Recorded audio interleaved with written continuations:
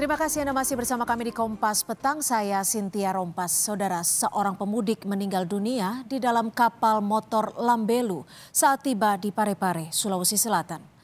Jenazah korban langsung diturunkan di Pelabuhan Nusantara Kota Parepare, Sulawesi Selatan, Senin siang.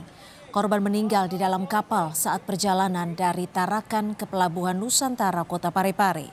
Menurut tim medis, korban meninggal karena penyakit yang dideritanya kambuh. Selain korban meninggal, tim kesehatan Pelabuhan Parepare, Sulawesi Selatan juga menemukan satu penumpang lainnya yang sakit. Mereka selanjutnya dibawa ke RSUD Andi Makassau, Kota Parepare. Lambelu tiba di Pelabuhan Parepare, pelabuhan asal dari Nunukan, Tarakan, dan Balikpapan. Jumlah penumpang yang tiba 1.306 orang. Salah satu pemudik meninggal dunia di atas kapal karena salah satu penyakit yang diderita.